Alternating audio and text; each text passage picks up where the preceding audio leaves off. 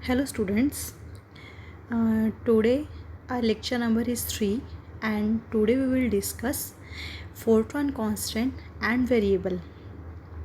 Students पहले वाले हम लोगों ने लेक्चर में 2 लेक्चर हम लोग स्टडी कर चुके हैं, फर्स्ट एंड द सेकेंड। तो फोर्ट्रॉन कांस्टेंट वेरिएबल्स को हम इसमें 1 बाय 1 स्टडी करेंगे। देखिए, सबसे पहले हमें ये पता होना चाहिए कि इन फोर्ट्रॉन जो लैंग्वेज जो हम यूज़ कर रहे हैं उसका मतलब क्या है। देखिए, हमारे पास फोर्ट्रॉन का मतलब होता है हमारे पास that is a formula translational, मतलब कि आप एक फॉर्मूले को जो ट्रांसलेट कर रहे हैं वो होता है हमारे पास इंट्रोडक्शन टू फोर्ट्रॉन। देखिए, एक्चुअल में हमारे पास फोर्ट्रॉन में क्या होगा, जैसे ही आप किसी भी प्रोग्राम को आपने कंप्यूटर के अंदर लिखा, ठीक है, हम यहाँ पे लैंग्वेज जो है फोर्ट्रॉन हमारे पास क्या है, लैंग्वेज का नाम है। तो यहाँ पे आप फोर्ट्रॉन लैंग्वेज की बात कर रहे हैं हम, ठीक है। तो प्रोग्राम लिखने के बाद क्या काम होगा, देखो जैसे कि उस प्रोग्राम में आपके पास कोई भी फॉर्मूला लिखा हुआ होगा तो हम उस फॉर्मूले की हेल्प से उस प्रोग्राम को रन करवा रहे हैं। तो मतलब अगर आपने एक बार उसके अंदर प्रोग्राम को लिख दिया तो उसके बाद आपने सिर्फ और सिर्फ वहाँ पे उनके वेरिएबल्स को ही उसको चेंज करना है और उसमें वो वैल्यू जैसे जैसे आप डालते जाएंगे आपका जो फॉर्मूला है वो रन होता जाएगा। देखिए, जैसे एग्जाम्पल, जैसे कि मान लीजिए आपने 2 का टेबल लिखना है, ठीक है। तो 2 के टेबल के लिए आपको क्या चाहिए, 2, आपको पता है 2 2 हर बार हमारे पास 2 + 2 4, 4 + 2 6, 6 + 2 8। तो आपको बस 2 का फॉर्मेट ऐड होना है। आप इसी 2 के फॉर्मूले को आपने फोर्ट्रॉन की लैंग्वेज में कैसे लिखना है वो है हमारे पास, ठीक है। तो उसके बाद आपको क्या करना पड़ेगा, मान लीजिए फिर आपको 2 का 4 का 6 का कोई भी आपको टेबल लिखना है तो उसके लिए सिर्फ और सिर्फ आपको क्या लिखना है, कंप्यूटर को असाइन करवाने कि हमें 2 का टेबल चाहिए या हमें 4 का टेबल चाहिए। तो उसके बाद वो अपने आप उसको रन करवा के देगा। तो यहाँ पे इसका मतलब ये होगा, ठीक है।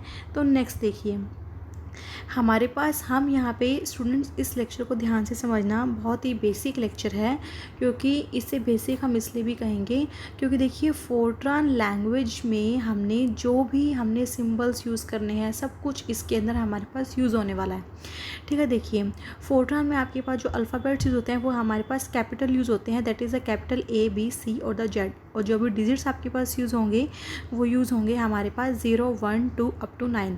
स्पेशल कैरेक्टर देखिए क्या क्या यूज़ करेंगे, plus sign, minus sign, asterisk दिख रहा है आपको सिंबल, स्लैश यूज़ करेंगे, हमारे पास डॉट वर्ड यूज़ करेंगे, पीरियड, और हमारे पास कॉमा वर्ड यूज़ करेंगे, left parenthesis, right parenthesis, equal sign. ये जो है आपके पास सारे के सारे कुछ अलग से सिंबल हमने नहीं यूज़ किए हैं, सारे तो ये सिंबल आपने याद रखना है, ठीक है, कि जो भी सिंबल हम फोर्ट्रॉन में ये सारे के सारे यूज़ करेंगे, ठीक है स्टूडेंट्स। क्या क्या होगा, अल्फ़ाबेटिकल ऑर्डर्स होगा, डिजिट्स होंगे और स्पेशल कैरेक्टर्स होंगे। नेक्स्ट देखिए, और ये जो हमने अभी जो मैंने आपको पिछले अब में जो सिंबल्स जो मैंने आपको बताए हैं उसी के बारे में बता रही हूँ।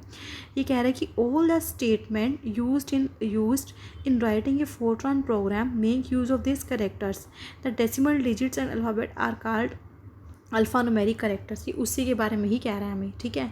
नेक्स्ट देखिए, हमारे पास फोर्ट्रॉन कॉन्स्टेंट्स एंड वेरिएबल। देखिए, हमारे पास 2 तरह के होते हैं, एक तो होता है फोर्ट्रॉन का मतलब पता लग गया हमारे पास क्या मतलब होता है, फॉर्मूला ट्रांसलेशन। एक तो होते हैं फोर्ट्रॉन कॉन्स्टेंट और एक होते हैं फोर्ट्रॉन वेरिएबल। हमने 1 बाय 1 उन्हीं को स्टडी करना है। देखिए, फोर्ट्रॉन कांस्टेंट क्या होते हैं, it is a number which does not undergo any change during the execution of a program in Fortran language. ये कह रहा है कि अगर आप इसमें एक ऐसा नंबर यूज़ करेंगे जो हमारे पास नंबर चेंज नहीं होगा जब आप उस प्रोग्राम को एग्जीक्यूट करवाएंगे, ठीक है। मतलब कि जब प्रोग्राम को आप लिखेंगे, उस प्रोग्राम के अंदर जब काम करेंगे तो फोर्ट्रॉन कांस्टेंट आपने एक बार जो लिख दिया वो आपके पास चेंज नहीं होगा, तो ठीक है। आगे देखिए, फोर्ट्रॉन कांस्टेंट हमारे पास 2 तरह के होते हैं, ठीक है। एक होते हैं हमारे पास न्यूमेरिक कांस्टेंट और एक होते हैं नॉन न्यूमेरिक कांस्टेंट। ध्यान से देखना स्टूडेंट्स, हम यहाँ पे फोर्ट्रॉन कांस्टेंट की बात कर रहे हैं और फोर्ट्रॉन कांस्टेंट 2 पार्ट्स के होते हैं, एक होता है न्यूमेरिक कांस्टेंट्स और एक होता है non numeric constant. Numeric constants आगे 3 तरह के होते हैं और नॉन न्यूमेरिक कांस्टेंट्स भी आगे 2 तरह के होते हैं, ठीक है। तो हमने 5 तरह के पढ़ने हैं, तो यहाँ पे हमारे पास फोर्ट्रॉन कांस्टेंट कंप्लीट होगा, अभी फोर्ट्रॉन वेरिएबल हमारे पास है, ठीक है स्टूडेंट्स। आई विल रिपीट, हम पढ़ रहे हैं यहाँ पे फोर्ट्रॉन कांस्टेंट। तो फोर्ट्रॉन कांस्टेंट में हमारे पास दो है, एक है न्यूमेरिक कांस्टेंट और एक है नॉन न्यूमेरिक। न्यूमेरिक आगे 3 तरह के हैं, नॉन न्यूमेरिक फर्दर आगे 2 तरह के हैं। तो कुल मिला के हमने 5 तरह के कांस्टेंट्स को पढ़ना है। तो देखिए मैंने आगे क्या लिखा है, न्यूमेरिक कांस्टेंट्स के मैंने 3 टाइप लिखे हैं। कौन कौन से? इंटीजर कांस्टेंट, कॉम्प्लेक्स कांस्टेंट और रियल कांस्टेंट्स। तो 1 बाय 1 हम पहले इन तीनों को स्टडी करेंगे, फिर हम आगे नॉन न्यूमेरिक में आगे 2 और स्टडी करेंगे। देखिए फर्स्ट हमारे पास है, और देखिए नॉन न्यूमेरिक कांस्टेंट्स के भी हमारे पास 2 तरह के होंगे। कौन कौन से? एक होगा कैरेक्टर कांस्टेंट और एक होगा लॉजिकल कांस्टेंट। तो 5 तरह के हमारे पास हो गए हैं। हम इन 5 तरह के कांस्टेंट्स को 1 बाय 1 हम स्टडी करते हैं। देखिए सबसे पहले फर्स्ट हमारे पास क्या कह रहा है, इंटीजर कांस्टेंट।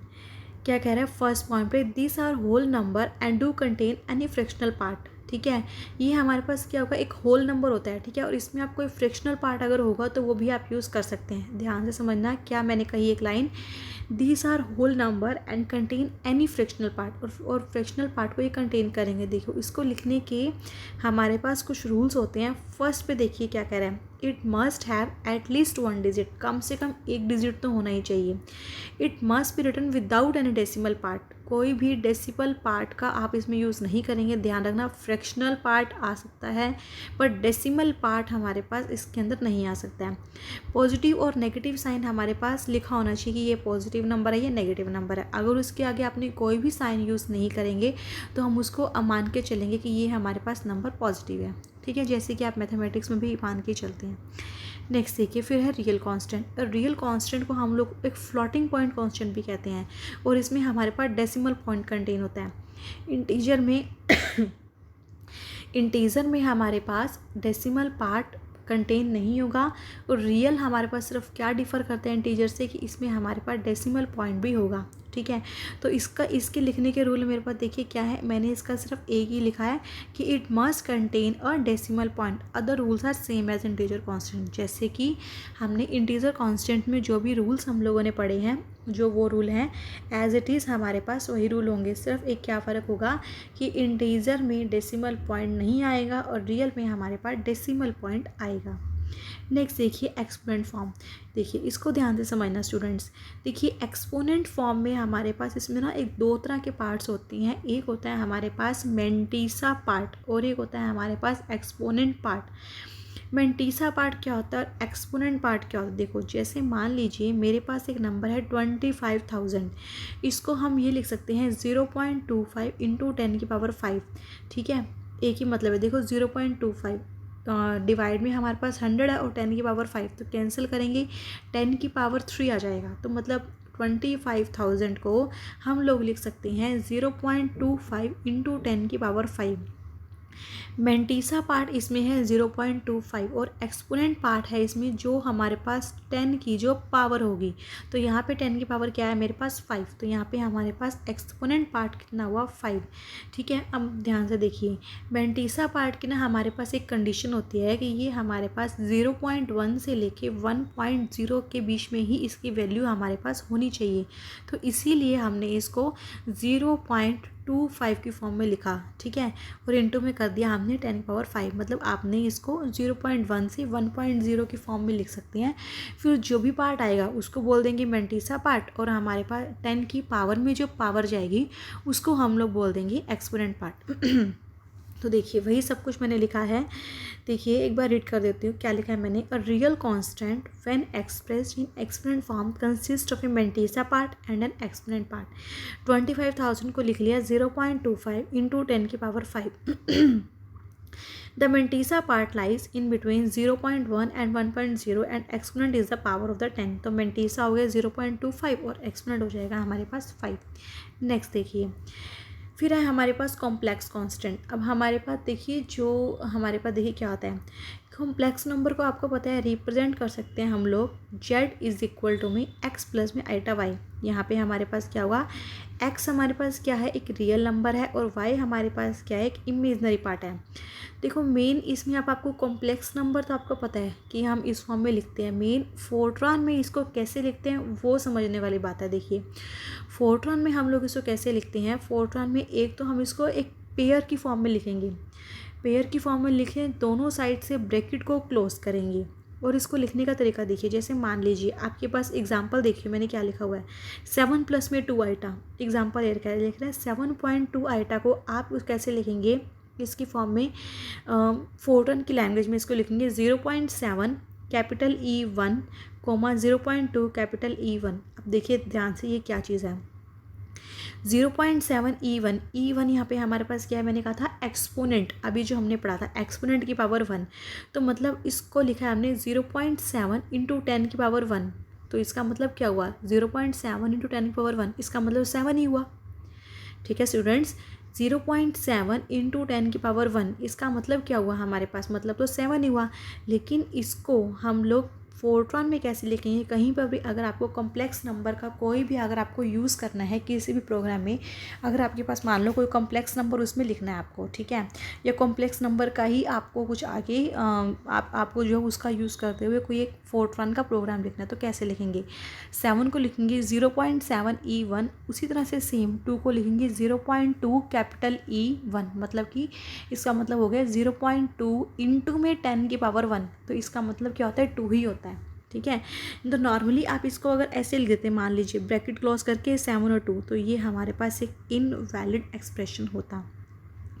देखिए स्टूडेंट्स, मैं इसको रीड कर रही हूँ, मैंने क्या लिखा है, जो मैंने बोला है वही मैंने आपको समझाया है। देखिए, a complex number is express as capital Z is equal to में एक्स प्लस में आइटा वाई। एक्स और वाई हमारे पास क्या है यहाँ पे, रियल और imaginary parts of the complex number.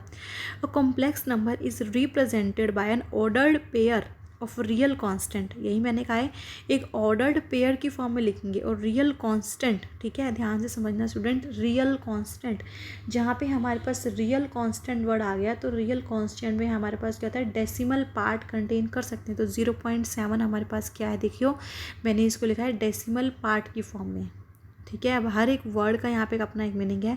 Real constant word use किया गया है, और रियल कांस्टेंट हम अभी पढ़ते हुए आ रहे हैं। रियल कांस्टेंट मैंने बताया था स्पेशली ऐसे कांस्टेंट होते हैं जिसमें डेसिमल पार्ट कंटेन होगा। तो देखिए मैंने क्या लिखा, 0.7 कैपिटल E1, ठीक है, तो इस फॉर्म में इसको लिख सकते हैं। देखिए नेक्स्ट फिर मैंने क्या लिखा, but the representation 7 of this complex number is invalid. अगर आप इसको सिंपली अगर आपने लिख दिया 7 और 2, तो ये हमारे पास एक्सप्रेशन जो है वो इनवैलिड होगी। नेक्स्ट देखिए, फिर है हमारे पास नॉन न्यूमेरिक कांस्टेंट, जैसे कि हमने पढ़ा था नॉन न्यूमेरिक कांस्टेंट्स आगे फर्दर हमारे पास 2 टाइप्स के होंगे। फर्स्ट है हमारे पास देखिए करेक्टर कांस्टेंट। करेक्टर कांस्टेंट देखो हमारे पास क्या एक नॉन न्यूमेरिक कांस्टेंट है, इसमें हम लोग इस sequence of character taken from character set and enclosed with in single keyword marks is called a character constant. देखिए करेक्टर कांस्टेंट में हमारे पास क्या होगा, एक सीक्वेंस ऑफ करेक्टर्स का यूज़, एक सीक्वेंस ऑफ करेक्टर्स होंगे, करेक्टर जैसे कि अभी मैं आपको एग्जांपल दूंगी कैसे करेक्टर्स की बात कर रहे हैं, और इसको आपने सिंगल कीवर्ड मार्क्स लगाना है। ठीक है, सिंगल कॉमर्स इनवर्ट कॉमर्स जो होते हैं वो यूज़ करने की इस फॉर्मेट में, अभी एग्जांपल से आपको क्लियर हो जाएगा।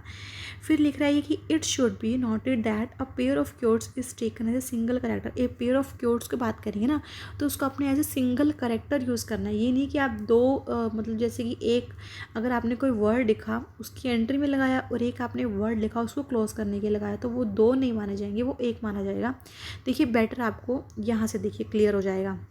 देखिए इसका एग्जांपल देखिए, सबसे पहले मैंने क्या लिखा है, देखिए 2735, ठीक है, देखो मैंने यहाँ पे इसको सिंगल क्यूट्स लगा रही हैं, पर देखो दो लगे हुए हैं, तो ये हमारे पास क्या है, ऑल नंबर्स आर अलाउड, तो ये हमारे पास एग्जांपल है इसका।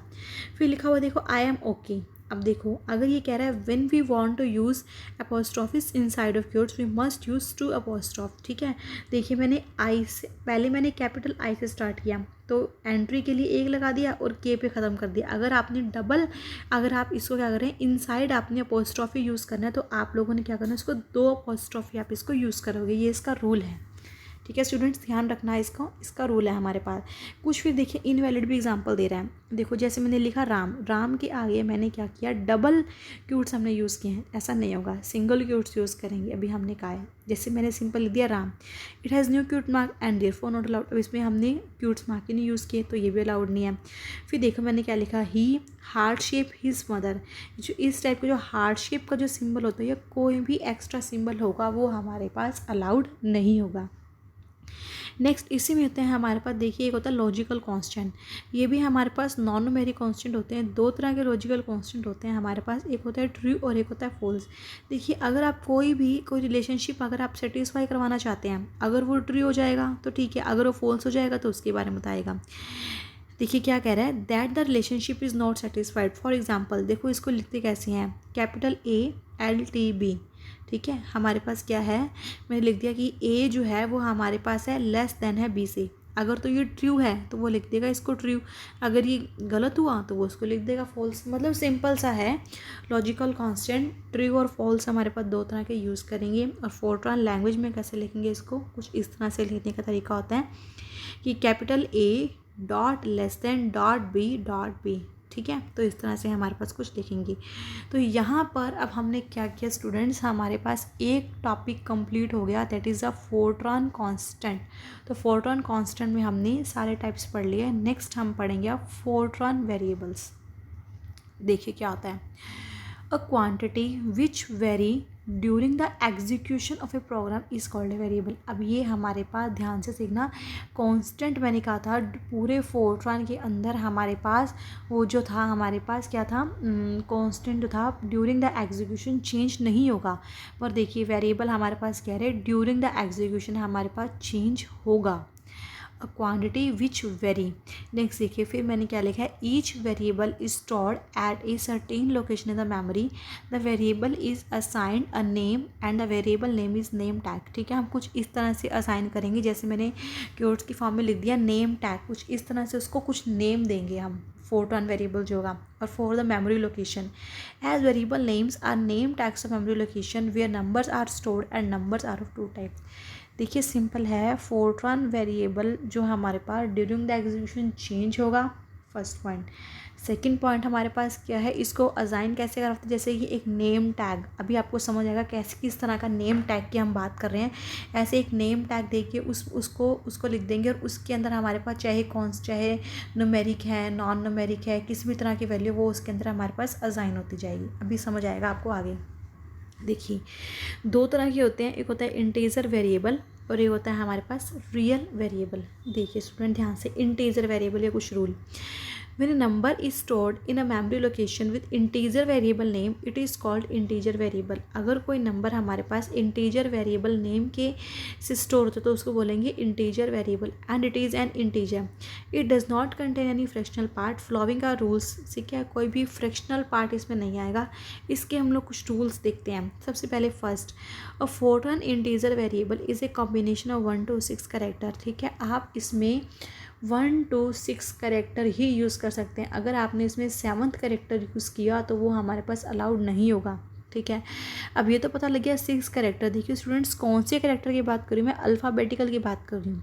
देखो जैसे आपके पास कैपिटल A से लेके कैपिटल Z तक आपके पास ABCD इस तरह सारे के सारे हमारे पास अल्फ़ाबेट्स हैं।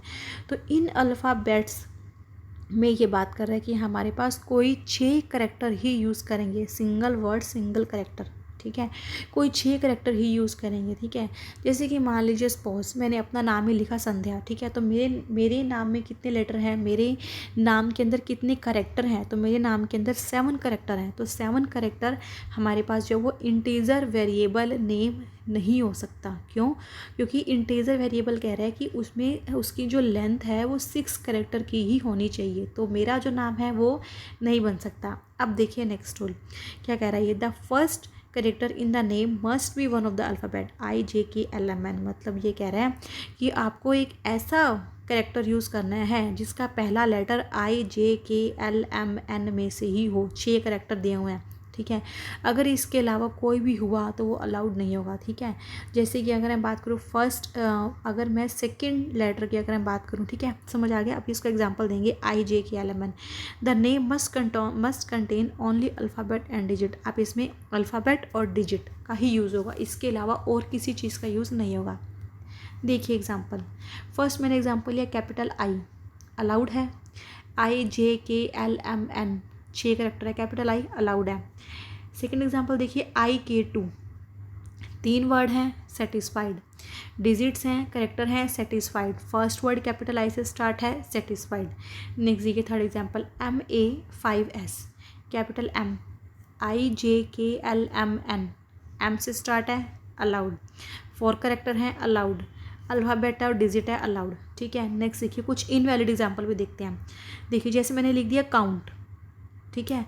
अब काउंट में सी वर्ड अलाउड ही नहीं है, क्योंकि हमारे पास क्या होता है IJKLMN में से होना चाहिए, सी तो नहीं है, तो सी अलाउड नहीं होगा। नेक्स्ट देखिए फिर एग्जांपल है इंटरेस्ट, हमारे पास क्या है 6 करेक्टर थे, ज़्यादा इसकी लेंथ हो चुकी है, ठीक है स्टूडेंट्स। तो ये हमारे पास कुछ एग्जांपल्स होते हैं, आपको धीरे धीरे समझ आएगा कि अब जैसे मान लीजिए मैंने IK2 लिख दिया, अब IK2 अपने आप में एक हमारे पास इंटीजर कांस्टेंट है, इसके अंदर बहुत सारा डाटा होगा, इसके अंदर बहुत सारा डाटा होगा और वो कंप्यूटर उसको अपने आप उसको रीड करेगा, तो वो भी आपको धीरे धीरे समझ आएगा कि IK2 के अंदर क्या क्या है। अभी सिर्फ मैं आपको नाम लिखना बता रही हूँ कि इसका अगर आपके पास कोई भी वेरिएबल का नेम आ गया तो वेरिएबल का नेम हमारे पास वो भी अपने आप में ठीक होना चाहिए, फिर उसके अंदर कैसा डाटा स्टोर होगा वो भी हम धीरे धीरे आगे पढ़ेंगे, ठीक है। नेक्स्ट देखिए फिर है हमारे पास रियल वेरिएबल। रियल वेरिएबल में देखिए क्या होगा, when A number is stored in a memory location with real variable name it is called integer variable and can have a fraction part. उसमें सिर्फ क्या फ़र्क है, उसमें हमारे पास फ्रैक्शन पार्ट नहीं हो सकता था और इसमें हमारे पास फ्रैक्शन पार्ट जो है वो हमारे पास होगा, ठीक है। तो ये है हमारे पास रियल वेरिएबल होंगे, बस सेम इसके देख लिए कुछ रूल्स होंगे। फर्स्ट रूल हमारे पास सेम है, पहले सिर्फ 6 कैरेक्टर्स होने चाहिए। अब उसमें हमारे पास रूल था कि 6 कैरेक्टर्स में हमारे पास IJKLMN सिर्फ यही होना चाहिए, पर इसमें देखिए हम लोग क्या यूज़ करेंगे। ये कह रहा है कि first character in the name must be N alphabet ए से लेके H तक हो सकता है और O से लेके Z तक हो सकता है, and not any of the 6 alphabet IJKLMN। देखिए एक तो रियल वेरिएबल में IJKLMN इन 6 के 6 में से तो होना ही नहीं चाहिए। और इसमें कैसा हम यूज़ करेंगे, या तो A से लेके H तक या फिर O से लेके Z तक, ठीक है, इसी तरह का यूज़ करना है। फिर हमारे पास कह रहा है the name must contain alphabets and digit and use of other character is not allowed, ठीक है, वही है, कोई भी अल्फ़ाबेट और डिजिट यूज़ करेंगे। लास्ट स्लाइड्स है आज की हमारी ये। फिर नेक्स्ट हमारे पास क्या होगा, देखिए following are some examples of valid real example. जैसे कि मैंने लिखा PIE, तो IJKLMN से स्टार्ट नहीं है, 3 वर्ड्स है, अल्फ़ाबेट है अलाउड, कैपिटल D26। IJKLMN से स्टार्ट नहीं है, अल्फ़ाबेट है, डिजिट है, कोई करेक्टर यूज़ नहीं है, अलाउड।